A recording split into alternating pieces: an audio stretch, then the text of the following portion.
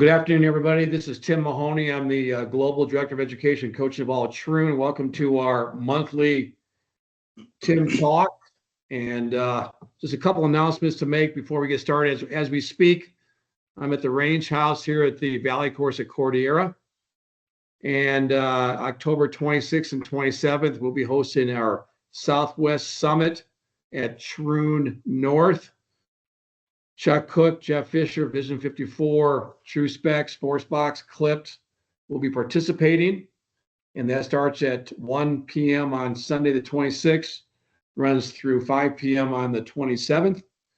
Those of you attending our chat today, PGA members will be getting PDR points, and the LPGA members will be getting your points. So please submit in the chat section your name and your PGA and LPGA points. So you get 1 point for your participation within this summit.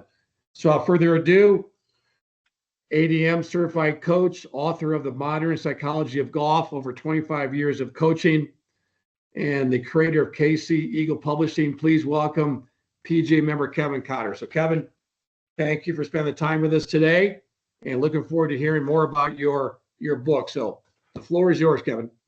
All right. Thank you very much, Tim. I appreciate that. And it's definitely a distinguished honor to be here with, among such esteemed guests and golf professionals, and including yourself as well. So let me go ahead and share my screen here. I did prepare a few slides just to kind of tap through some key points that the book covers, and some will be familiar to many of you, and some will probably already embedded in your programs or somewhere in between. But let's go ahead and see if we can do that here. So we're going to go to there, and everybody can see that. Okay. Yes.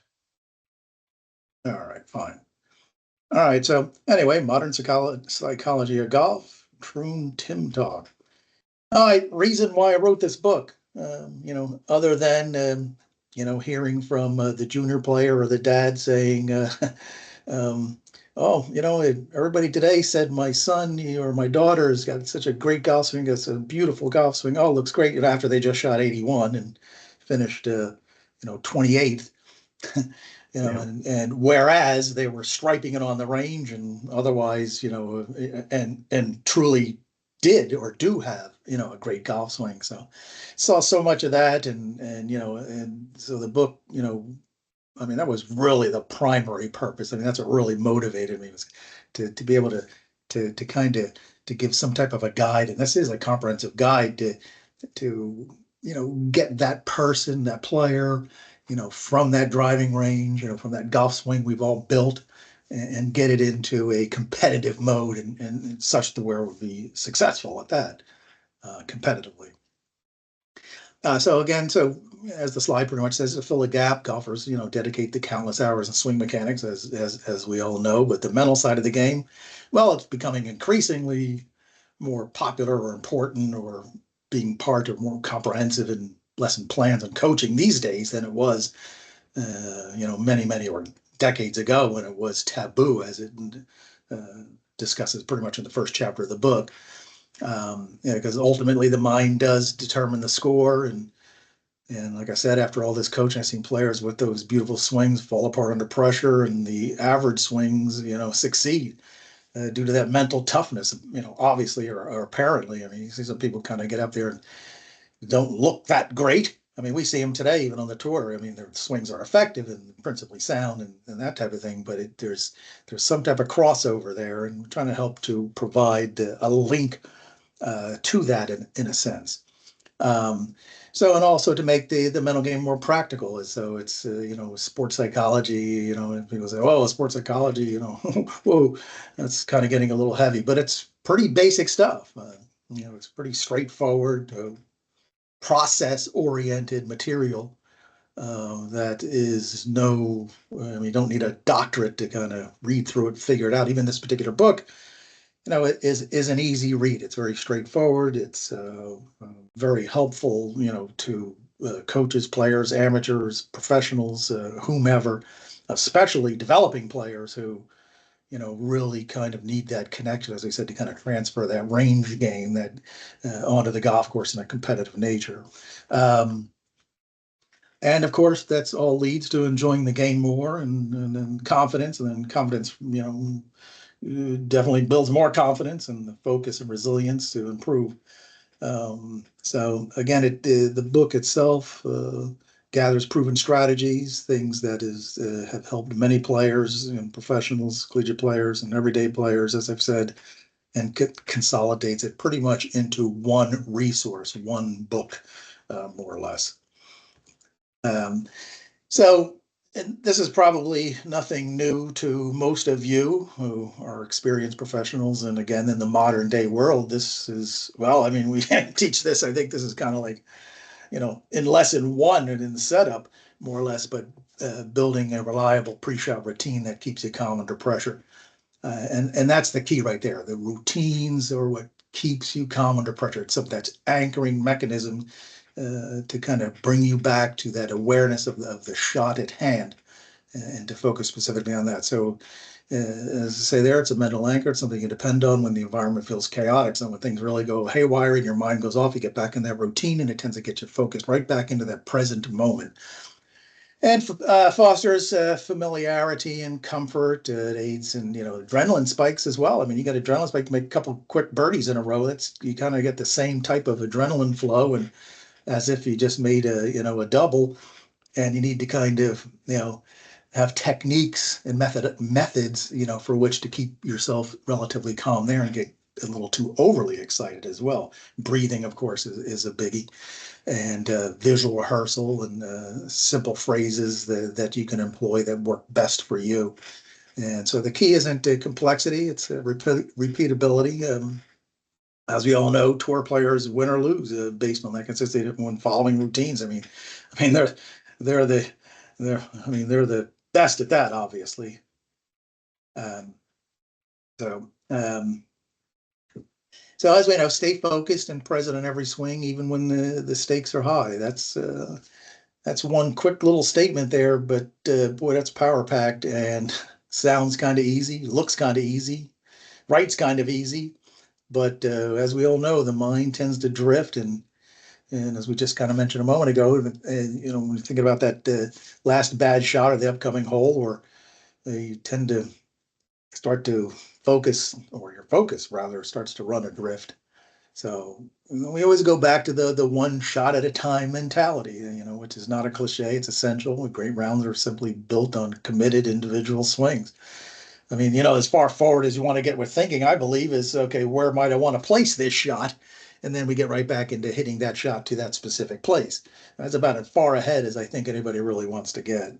Hey, Kevin, quick question for you. Going Mhm. back to pre-shot routine is, we all teach, we all coach and try and get people to play better.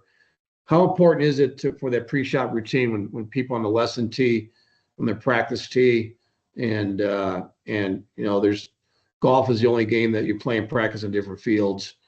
How important is that pre-shot routine when golfers practice and also when they're taking a lesson? Oh, absolutely essential.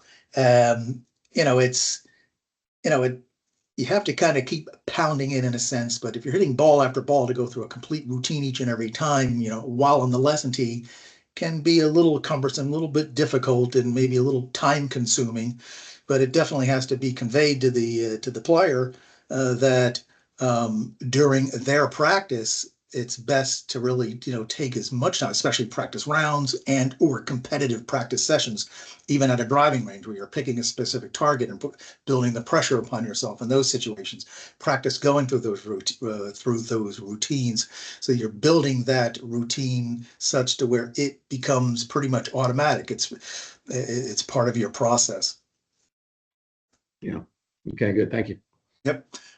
So, other strategies, grounding techniques, feeling your grip and ambient sounds. I mean, sometimes it's just a matter, your mind's so scattered, let me just hear the leaves blowing in the wind in the trees, just feeling your own hands, in the grip. Sometimes it can kind of really bring you back to okay, where I am at this moment, and kind of surrenders your mind a little bit from that vast, your mind starts racing in every different direction, especially when things go awry.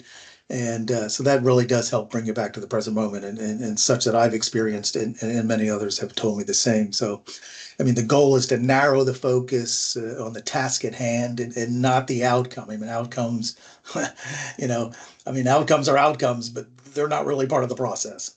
Yeah. So self-talk strategies to silence doubt, or use proven self-talk strategies to silence doubt and to boost confidence. Um, the brain trusts what you tell it often. So negative inner chatter can undermine confidence very, very quickly and lead to poor swings. And I mean, obviously, I mean, we all know this as golf professionals. I mean, the last thing I think of is don't hit it in the water, or the ocean's on the left side, don't hit it in the ocean. I mean, because what your mind's thinking is actually what's going to happen. So you want to commit to the center of the green, and sometimes maybe the center of the green is still too broad. Maybe we could pick a blade of grass if we really want to hone in and get super specific to really sharpen. Short, assertive phrases, smooth and through, or see it, trust it, swing it, or those can, whatever works for you or the player or you as golf professionals, and for your particular student. Those some of the things you can review to them. What seems to work for you? That question could be put forward to them. I mean, this is not rah rah hype stuff. It's just strategic language, and it's training that gets your brain ready for success. Simply put. Mhm. How important, we're always trying to, make swing changes. We're trying to, create some type of movement pattern. We're trying to maybe eliminate the complexity of golf swing hitches, or to be positive when you're coaching. You see a lot of pelvic sway, and people say, well, don't sway, they'll sway. So are in agreement that we should be somewhat positive when we, trying to make changes with movement patterns when we're giving lessons. Oh, absolutely. I mean, and the key there to those particular movies, they have to be conveyed to the student, so they have to understand it and then understand, its importance. But those particular swing mechanics or principles, they have to be habituated, and through conscious repetition. And so that's the key in differentiating that during and at that time and on the tee. And here's what we're working on now. We're working on building it. It's kind of like what we call the architect. Where playing becomes the artist type thing. So we're in this architect building phase, and part of building and getting it to work later. And golf is that game of building blocks. Whereas it's you just can't think about monitor all the 12 different things going on the swing at one time. So even if it's just one specific principle, as you mentioned, hip or lateral motion, excessive motion, once they understand what they specifically need to do, they need to go ahead and habituate that. Once that's habituated and or feels more mechanically sound, and then even under those circumstances, they probably should be thinking about that on the golf course, or especially in a competitive round. So got a quick question from the chat box about the routine. The question was, should you change your routine? And I'm assuming let's say that your mind's wandering. Let's say the routine is not working. Can a golfer change the routine? I would advise against it, because the routine that you develop through time and effort and practice and specific process. So there's a trust factor involved there. If you start changing that on the golf course, you're literally changing that whole process. So you're going to get into foreign territory, so to speak. So I wouldn't advise that. Gotcha. And then going to your slide, recover quickly from mistakes instead of letting one bad shot spiral. That's a big, for all golfers. Yeah, right. I mean, every golfer hits, poor shots, as we all know. Imagine that, right? Yeah. But champions stand out as how they recover, and how they recover very quickly. And the post-shot routine is just as important as the pre-shot, in order to kind of release that. And the one of the best methods, quickly, is to just limit yourself to a single quick, critique, and then reset, and move. I mean, you can identify, okay, made a mistake there. Nope, that probably wasn't my best swing, but now you're going to move right into the next shot in front of you. So you've acknowledged it, but you're moving on. Yeah. You cannot let that quell and multiply, and then become kind of like a cancer of the moment. So momentum is certainly psychological. So if you prevent it from turning negative, you safeguard your score or your scorecard. Yeah. And our job as teachers is to make those bad shots a little bit better, right? Oh, absolutely. and and again through building good golf swings, and then but that's the whole key of the book. We as golf professionals, we build golf swings, but the golf swing needs to be taken out and then playing golf. I mean, we practice oftentimes under perfect conditions, and when you get on the golf course, sudden wind, and maybe a rain shower moves in, and the things tend to change, and it's not the same environment we practice in. So you need to be rooted in specific processes, and the routine is essential to that process. So using emotional regulation skills, deep breathing, visualization. The deep breathing, that's a biggie. I know for certain players it's really huge, especially ones that are maybe a little on the hyper side. I know I was always the type, but always had to kind of use a bit of a breath to relax the shoulders slightly, just even before pulling the trigger. Visualization. I mean, we all know how huge that is. The body certainly cannot do what the mind's not thinking and visualizing. And Tiger Woods is one of the great visualizers. I mean, he just really said, Jack Nicklaus, another one. All the great players, and that certainly helps maintain control when it really matters, like winning this golf tournament. So top performers, they don't get rid of the nerves; they harness them as energy. How do you harness that as energy? Well, you go right back to routine. Calm, and take that extra energy, and you kind of refocusing that back into your whole process. So, and this is a great one where Tiger Woods embraced pressure because it meant he was in contention. So that's how that's one example of a pretty decent player of how he would look at pressure as, oh, okay, well, he's addressing it, he's acknowledging it, and then he's more or less moving forward on that as well. So ultimately we want to develop lasting mental habits, just as we do in habituating swing mechanic habits. I mean, to elevate performance beyond just a single round. Mental toughness is developed, is not developed in a single day. It's a lifestyle built on practice, consistency, journaling rounds, very practice focus drills, reflecting and self-talk, long-term shape. But journaling rounds, that's a biggie. That's post-round type stuff.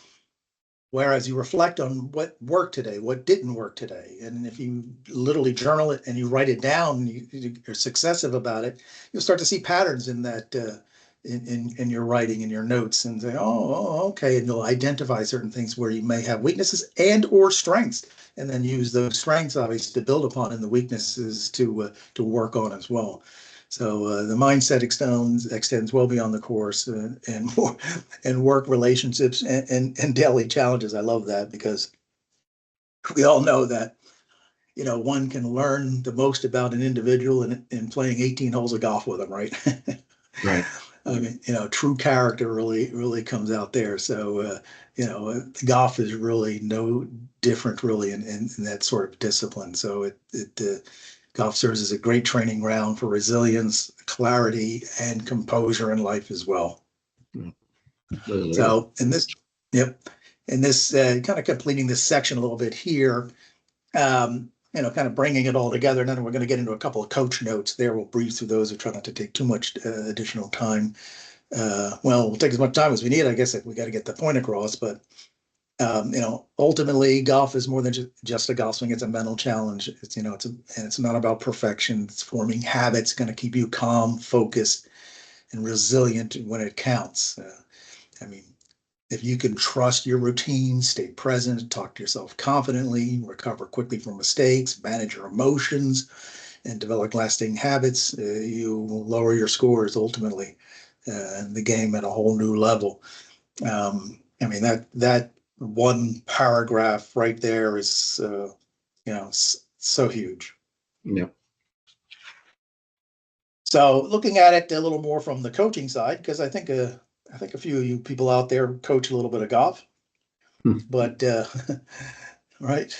Yeah. So, and the evolution of the golf psychology kind of pretty much already mentioned that a little bit earlier on. But back in the day, I mean, back in like the 1970s, golly, it sounds like 100 years ago, but or even 1980s, if golfer talked about a mental coach or something, I mean, they thought it had a psychological disorder or something. Nowadays, we have mental coaches, just as we have putting coaches and swing coaches, and right, so just add it to the list. So, players do get overwhelmed. Maybe might be a little bit to your point earlier on mechanics too, but players, as we all know, I mean, get overwhelmed to too many tips, data points, especially today, with the YouTube and, you go online, type in 3 words and get, 48 different paragraphs or different tips from different pros and that type of thing. So we all pretty much know that, I believe, that the real pillars of mental mastery, is confidence. It isn't a fixed state. It's a cycle. It's small successes that build the momentum and lead to bigger things. And a negative mindset can quickly cause a downward spiral. We know that. And I think that's pretty clear. Routines are your player's best defense against pressure. I mean, we talked about routines earlier, and I mean, they are the anchors that provide that calm, that focus that leads to more consistent play. I mean, that's just so important. And I think we all, and you all know that pretty well, I would believe. Yeah. Emotional control is not something really you're always born with. It's a skill, and it can be developed with the controlled breathing, the visualization, the journaling, and true success. And comes from dedication to the process. Goes back to that processing. I mean, you're dedicated to the process and understanding it, and moving, embarking upon a process to learn the process, develop your own process. That's where the true trust is going to be coming in. That's where you're going to have the confidence, and that confidence is really what you're going to need to score. And it's right into the next slide here, playing with confidence and resilience. I mean, it enables us all to compete with intensity while remaining calm and in control. So we certainly want to encourage players to approach a tournament as if it were, just another practice round if we can. I mean, just another practice round. Well, gee, how do we do that? Well, the more we practice in a competitive sense, I mean, not the entire practice. There's times where repetitive motions, that type of thing, but there's also times in practice where we want to apply the pressure. Maybe practice rounds where you actually play a round of golf and say no swing thoughts in that entire round and move that entire round without one, to practice out of a severe or very difficult lie, difficult conditions, put the pressure upon yourself, play, competitions with a friend, a buddy, a teammate, or whomever. Those things are going to help you develop that resilience you're going to need in pressure. So when you step on that first tee, it's kind of like, well, I've been there, I've done that. We were just doing this yesterday with Joe, asked Sally, and Bob. So it becomes pretty much habitual as well. So, and then of course presence, is focusing completely on the shot right in front of you. I mean, that's it's another mega biggie. We talked about early on as well. And of course, the final process, not the end of the round, reflection. That's going back. We talked about that a little in journaling and that type thing as well. So I think that pretty much covered. I think that's the last slide there. I believe I'm hitting the forward button, and that's pretty much it. But anyway, Tim, that's kind of and Tim and everybody and all you fine golf professionals out there. Those are some of the real key points, kind of takeaways. Now, the actual book itself delves into, the book itself is 44,751 words, over 194 pages, 12 chapters, 3 different sections. So it really delves into it in a high degree of detail for understanding, and especially for those that it's more new to. Even from a coaching standpoint, you'll definitely pick up a few things here and there, even if you've had pretty well versed in the subject. You're going to pick up some things in there too that are going to be like, oh, okay, right, oh, that makes sense. I could employ that in my teaching processes. Mm-hmm. Got 2 questions from the group. One is the importance in and I circled the phrase is when you coach is to remain calm and in control.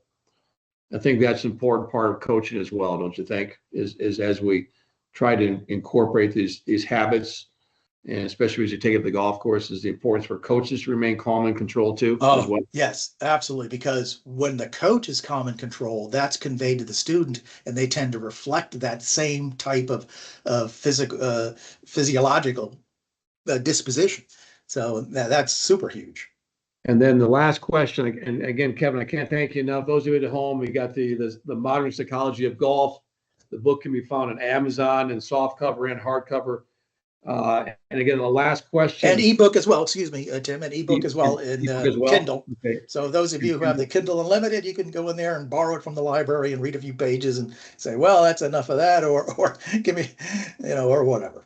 Okay, and again, it's called The Modern Psychology of Golf by Kevin Cotter, PGA. So again, Kevin, thank you for your time. Last question, again, from the group, is the importance of the routine as you coach.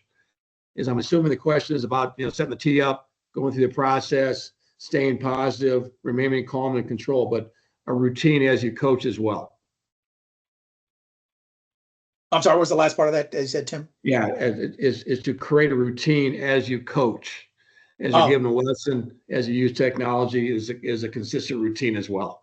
Oh, absolutely. No question about that, because that keeps even the coach and the player, enrooted in process and something that is kind of a controlled environment, and one that, prevents yourself, the coach, and the player from, drifting off and bouncing all over the place. So absolutely. Okay. But again, Kevin, I can't thank you enough. It's a great book. I know that, I've read through it, on a flight last week, and I'll try to finish it this week. But I can't thank you enough for what you're doing for the game of golf. And we're all better mentally from what you've done and through the book. So again, thank you for your time, Kevin. Looking forward to catching up with you soon. So thank you, Kevin. Thank you very much, Tim. I really appreciate it. It was a great honor to be here, and thank you for inviting me. I appreciate that very much. Okay, and good luck, everybody. Have fun. Thank you, Kevin. Thank you. You're welcome.